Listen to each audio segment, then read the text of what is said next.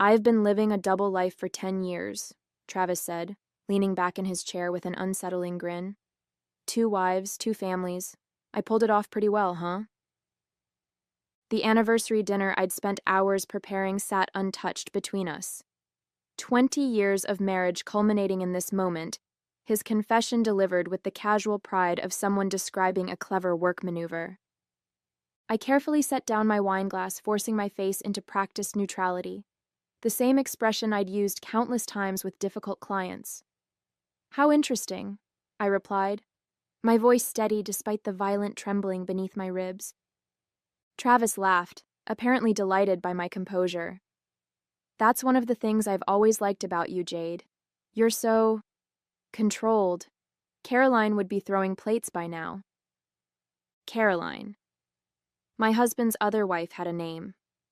I'm Jade Wilson, 47 years old, a public relations consultant who built my reputation on managing crises for others.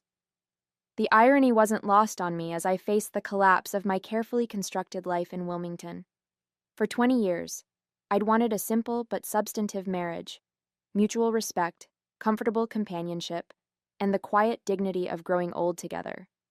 Now I realized I'd been married to a fiction, a character Travis had been playing while his real life unfolded elsewhere. They live in Oregon, he continued, helping himself to more wine. Eugene, beautiful area. Caroline's a kindergarten teacher. The kids are 9 and 7. Children. He had children with this woman. The knife twisted deeper as I recalled years of discussions about remaining childless, his insistence that he wasn't father material, that our careers were too demanding for parenthood. I usually tell her I'm on business trips when I'm here, he explained, as if discussing a normal work arrangement. And when I'm with them, you think I'm at conferences or meeting clients. The logistics were impressive, I had to admit.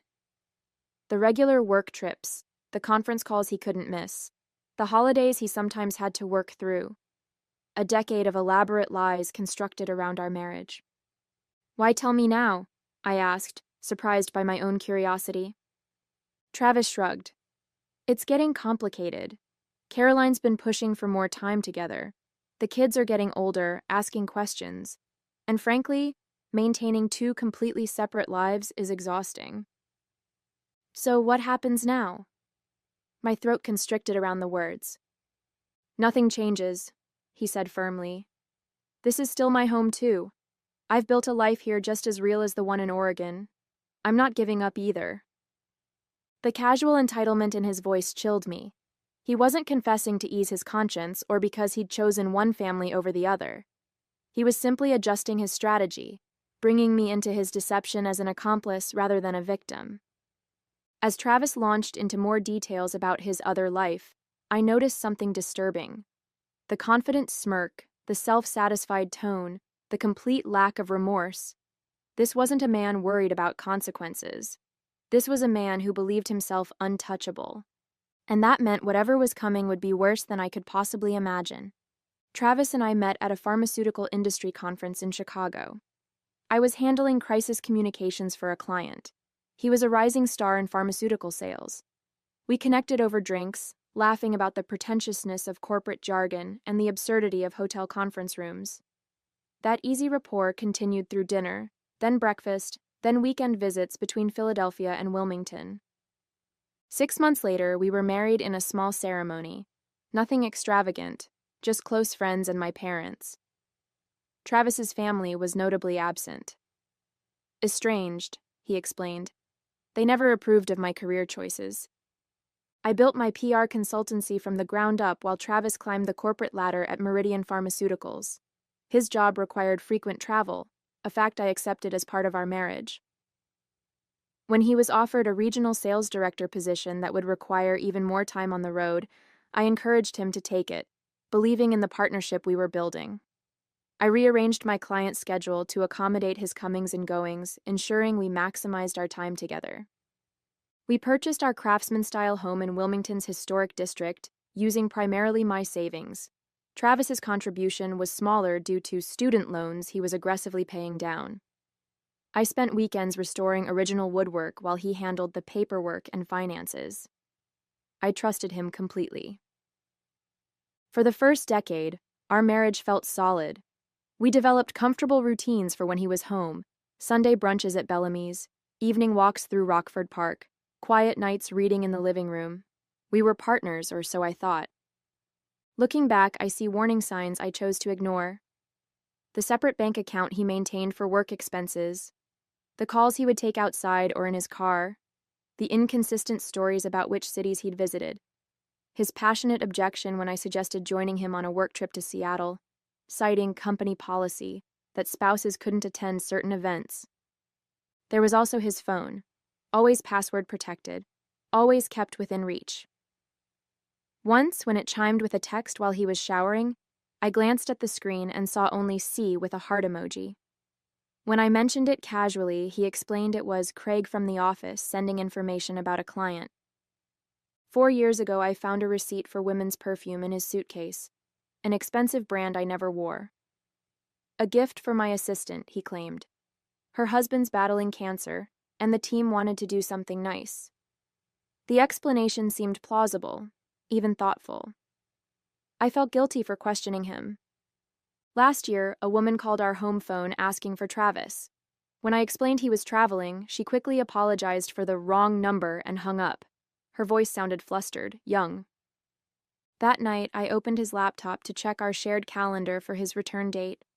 The browser history revealed searches for schools in Eugene, Oregon, a city Travis had never mentioned visiting for work.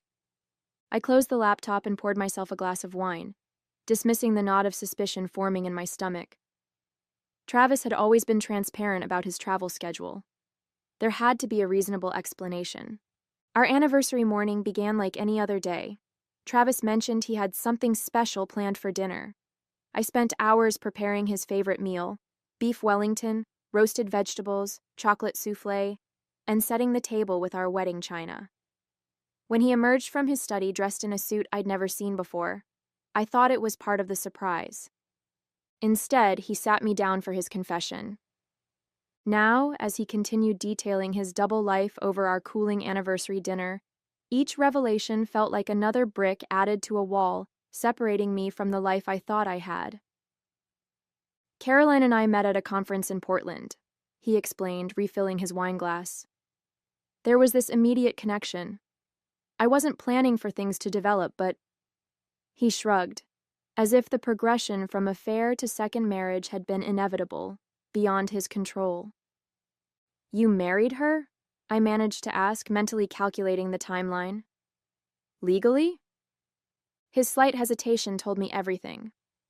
Not exactly. We had a ceremony. She wears a ring. The neighbors think we're married. But bigamy is illegal, I pointed out, clinging to this technicality. Exactly, Travis agreed, seeming pleased by my understanding. Which is why it's better for everyone if we maintain the status quo. You and I are legally married. Caroline and I have what she believes is a marriage. Everyone gets what they need. And what about what I need? My voice remained calm despite the anger building inside me. Did you consider that I might need a husband who isn't living a lie? Travis's expression hardened slightly. I've given you a good life, Jade. Financial security, a beautiful home, regular companionship. He gestured around our dining room as if the physical trappings of our marriage were adequate compensation for his betrayal. Half of your companionship, I corrected. Don't be dramatic. I've always been there when it mattered. His dismissive tone suggested this was a minor detail, not worth dwelling on. Besides, our arrangement has benefits. You've had freedom to build your career without the demands of children, without a husband underfoot all the time. The calculated nature of his deception suddenly became clear. This wasn't a man who had slipped into a double life through weakness or poor choices. This was deliberate architecture, 2 separate lives designed and maintained with precision. I need time to process this, I said, standing up from the table. Of course, Travis responded magnanimously.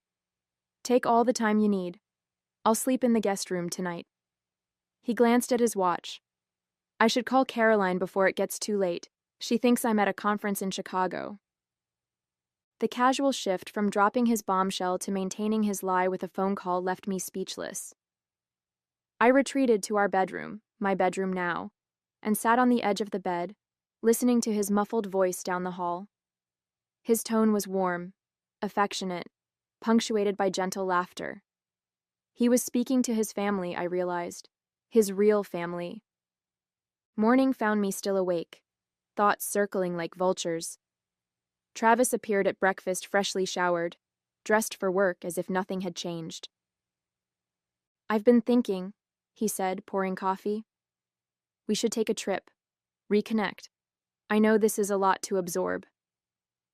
I stared at him, this stranger wearing my husband's face. "You're still planning to maintain both relationships?" "It's worked for 10 years," he replied pragmatically. "We just need to establish some new parameters." In that moment, watching him butter toast with methodical precision, a terrible clarity washed over me. Travis wasn't seeking forgiveness or understanding.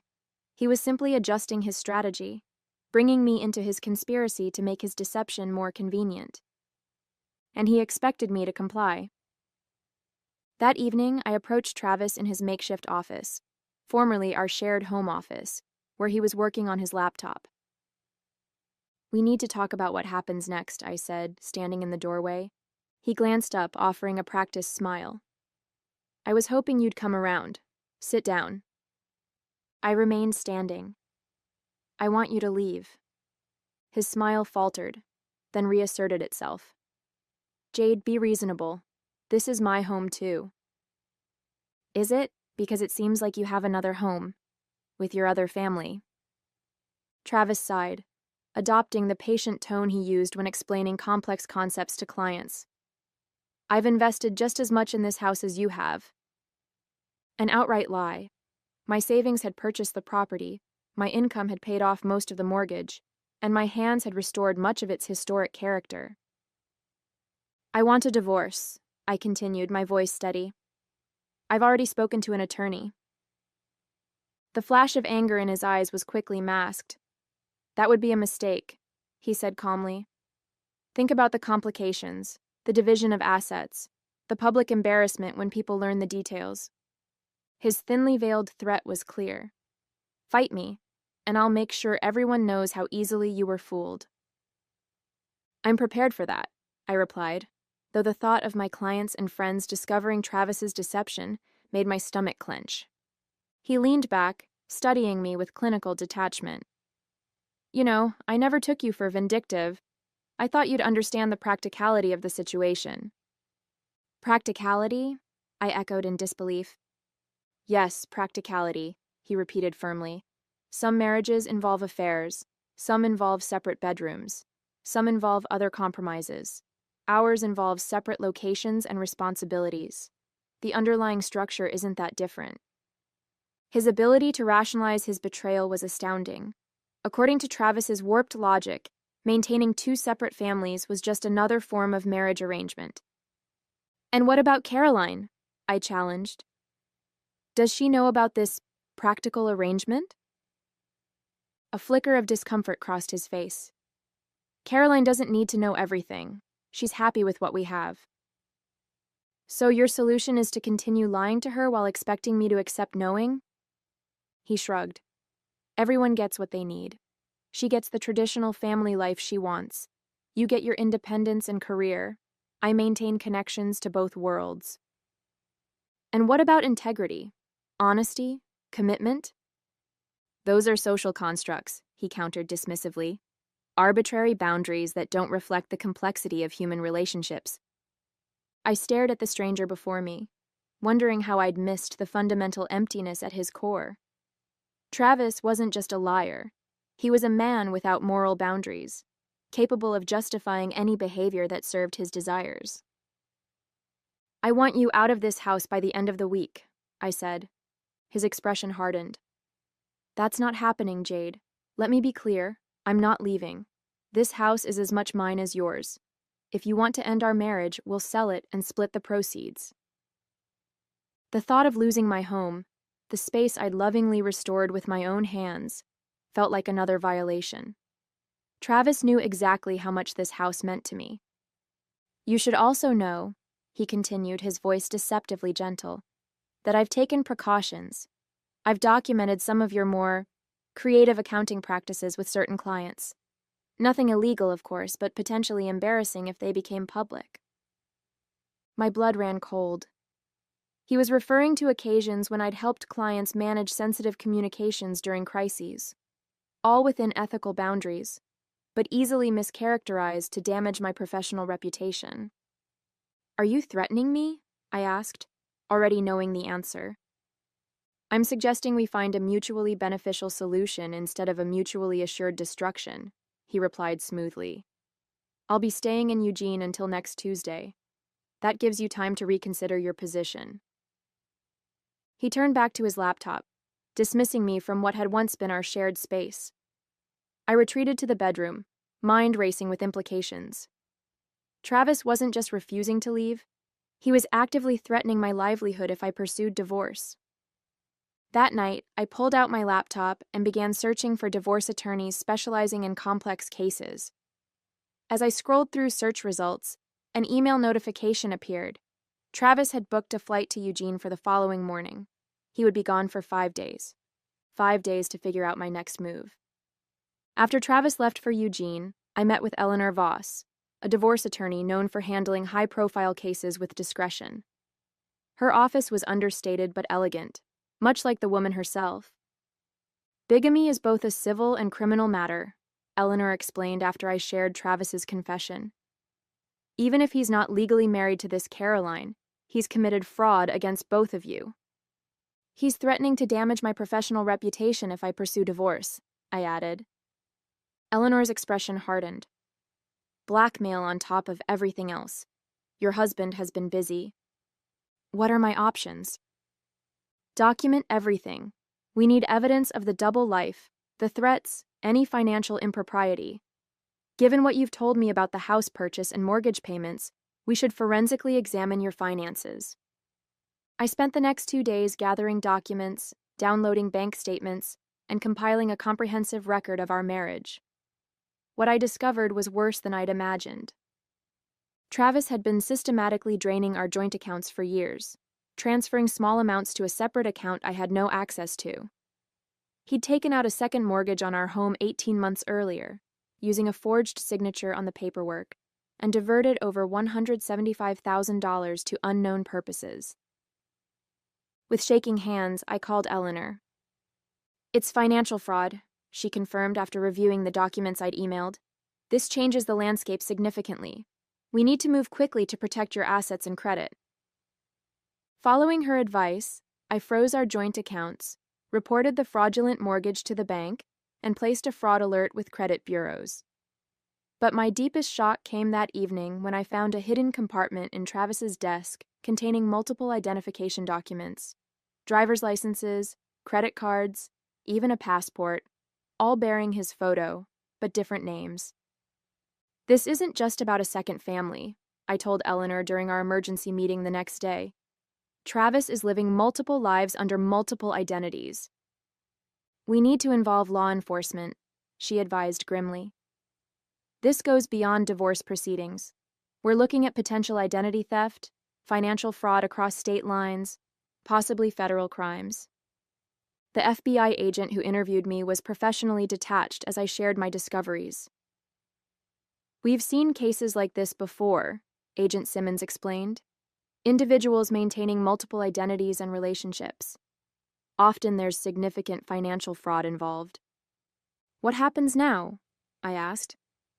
We investigate, gather evidence, build a case. In the meantime, you should prepare for your husband's return. He'll discover the frozen accounts soon. As if on cue, my phone buzzed with a text from Travis. What the hell have you done? Accounts frozen? Call me immediately. I showed Agent Simmons the message. He'll be back tomorrow. We need more time to build our case, she admitted. If possible, don't let on that you've discovered the extent of his activities. You want me to pretend everything's normal when he returns? The thought of facing Travis, knowing what I now knew, made me physically ill. Just for a few days. We're obtaining warrants, coordinating with Oregon authorities. If he suspects he's under investigation, he might destroy evidence or flee. Trapped. I was being asked to maintain my own deception with a man who had deceived me for a decade. I'll try, I promised, though uncertainty gnawed at me. After Agent Simmons left, I wandered through the house, our house, seeing it with new eyes. The framed photos of our travels, the wedding portrait on the mantel, the anniversary gifts accumulated over years, all artifacts of a marriage that had been a carefully constructed illusion. In our bedroom, I opened Travis's closet and ran my fingers over his precisely arranged shirts. The Travis I knew was orderly, methodical. Now I understood that this meticulousness wasn't just a personality trait. It was a necessity for someone maintaining multiple lives. The man I had loved, had believed I knew intimately, was a fiction. And tomorrow, he would return expecting to find his dutiful wife, willing to accommodate his betrayal for the sake of practicality. I sank onto the bed, overwhelmed by the magnitude of the deception and the realization that I was now being asked to become a deceiver myself, if only temporarily. How many of our moments together had been genuine? Had he ever truly loved me, or had I simply been a convenient cover story, a respectable facade for a man living in shadows? Travis returned the next evening, his expression thunderous as he slammed the front door. I was prepared, seated calmly in the living room with a glass of wine. "What the hell is going on with our accounts?" he demanded without preamble. "There seems to be a problem with the bank," I replied, the rehearsed lie feeling strange on my tongue. "Some kind of security freeze. I've been trying to sort it out." His eyes narrowed, assessing my face for signs of deception. I maintained the neutral expression I'd perfected over decades in PR. "And you didn't think to call me?" "You were with your family," I replied, letting just enough edge into my voice to sound believably bitter. I didn't want to interrupt. Travis's posture relaxed slightly. He believed I was simply being petty, retaliating in a small way for his betrayal. "This is exactly the kind of childish reaction I was hoping to avoid," he sighed, pouring himself a drink. "We need to approach this situation like adults." "You're right," I conceded, swallowing my disgust. "I've had time to think while you were gone. Perhaps we should discuss parameters." His eyebrows rose in surprise, then satisfaction. "I knew you'd be reasonable, Jade. You always have been." For the next hour, I listened as Travis outlined his vision for our future, how he would divide his time between Oregon and Delaware, how we would maintain separate finances going forward, how I would need to accept certain realities about our relationship. "The most important thing is discretion," he emphasized. "Caroline can never know about you." "Of course not," I murmured. "And what about our financial situation? The frozen accounts?" "I'll handle it," he assured me with practiced confidence. "I have resources you don't know about." I bet you do, I thought, thinking of the hidden documents I'd discovered. "There's just one thing I need from you," Travis continued, leaning forward. "Access to your personal accounts, temporarily.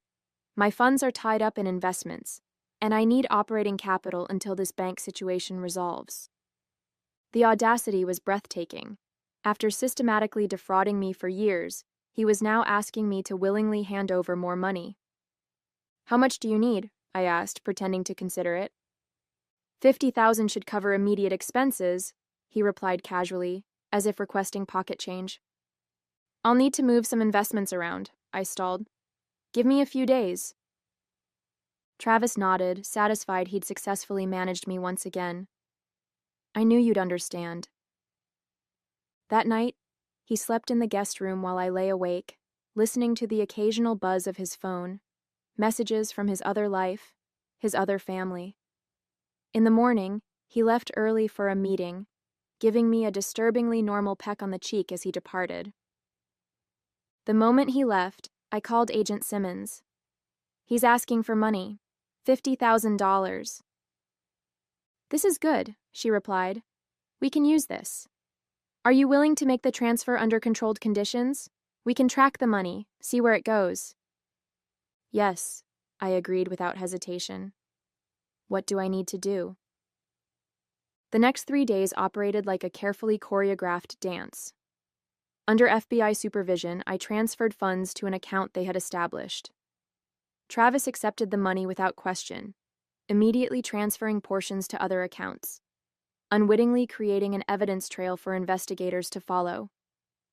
Each evening, I maintained my act of reluctant acceptance as Travis continued refining his vision for our bizarre arrangement. Each morning, I reported his activities to Agent Simmons. Everything was proceeding according to plan until the 4th day, when I returned home to find Travis in my home office, my laptop open before him.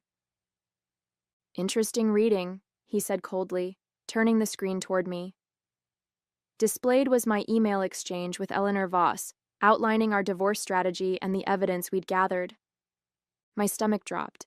I'd been so careful to cover my tracks, but had forgotten about the automatic sync between my phone and laptop.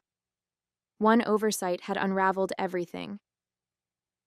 So this is how you respond to my honesty? Travis asked, his voice dangerously quiet. By plotting behind my back?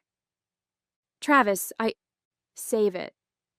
He stood, closing the laptop with deliberate calm. I've already taken precautions. Your so-called evidence has been deleted, and I've called in some favors to expedite selling this house. The room seemed to tilt slightly. You can't sell this house without my signature. His smile was chilling. Can't I? It seems we both have talents for forgery. As he moved toward the door, I realized with horrible clarity that I had severely underestimated Travis. He wasn't just a liar and a bigamist. He was someone capable of destroying my entire life without remorse.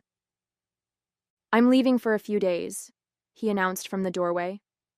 When I return, I expect everything to be back to normal. No lawyers, no frozen accounts, no police, or things will get very unpleasant for you.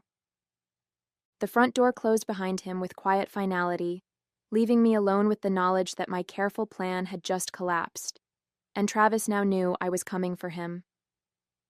I called Agent Simmons immediately. Travis found my emails, he knows everything. Where is he now? He left. Said he's going away for a few days. My voice shook. He threatened to forge my signature to sell the house. This changes our timeline. We need to move now before he destroys evidence or transfers more assets. Within an hour, federal agents were searching our house, documenting the hidden compartments in Travis's desk, collecting his laptop and financial records. Similar actions were taking place simultaneously in Eugene, where agents had located the home Travis shared with Caroline. Agent Simmons showed me photographs of Travis entering a bank's safe deposit box facility 30 minutes after leaving our house. We believe this is where he keeps his alternate identification documents. We're securing a warrant now. That evening, as I sat in my kitchen surrounded by the detritus of the FBI search, my phone rang with an unfamiliar number. Is this Jade Wilson? A woman's voice, tentative and strained. Yes, who's calling? My name is Caroline Phillips. I think we're married to the same man. My heart lurched. Caroline. Yes. I'm sorry you're learning about this like this. A choked laugh. The FBI searched my house today. They showed me pictures of you, of your marriage certificate. 10 years of my life, just lies. I only learned about it a week ago, I offered, unsure what comfort I could possibly provide to this stranger who was also my husband's victim. They're saying Thomas, Travis, whatever his name really is, they're saying he has other families, not just us. The revelation didn't surprise me as much as it should have. How many? They've identified 4 so far, in different states, with different names. Her voice broke. Who is he? Who did we marry? Before I could answer, Agent Simmons arrived at my door, her expression triumphant. We've got him. Travis, or should I say, Jonathan Wells, was just arrested trying to board a flight to Zurich with falsified documents. As she showed me his booking photograph, I felt a strange sense of vindication mingled with grief. The man I'd built my life around wasn't just a liar, he was a phantom. The evidence mounted with breathtaking speed once authorities began connecting the dots between Travis's multiple identities. Beyond Caroline and me, investigators discovered relationships with women in Minnesota and Arizona, each believing she was his only wife, each with a different version of my husband living in her home. The scope of his deception was staggering. Travis, whose real name turned out to be Michael Chambers, had maintained these separate lives for over a decade, crafting distinct personalities for each relationship. With me, he was Travis Wilson, ambitious pharmaceutical executive, pragmatic and precise. With Caroline, he was Thomas Phillips, devoted father, middle school science teacher. The other identities revealed similar chameleon-like adaptations. His financial crimes were equally elaborate. Beyond the fraud committed against his wives, he'd been embezzling from pharmaceutical companies for years, using his position in sales to orchestrate complex schemes involving kickbacks and falsified orders. I attended his arraignment, watching from the back of the courtroom as the man I'd built my life around pleaded not guilty to 27 federal charges. He never once looked in my direction. In the months that followed, I rebuilt my life piece by piece. The FBI unfroze my personal accounts, and the fraudulent mortgage was removed from my credit history. I kept the house, though many rooms remained untouched, preserved in a strange limbo I wasn't yet ready to resolve. Caroline and I spoke occasionally, finding unexpected solace in shared experience. Her children, believing their father was simply on an extended business trip, were being gently prepared for the truth through therapy sessions. 6 months after Travis's arrest, I received a letter from him.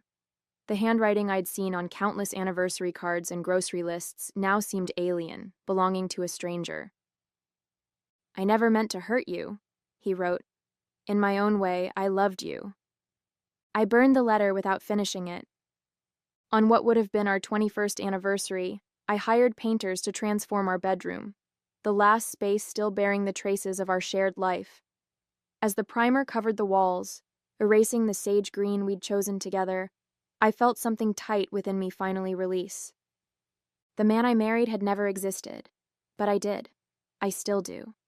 And that, I've discovered, is enough.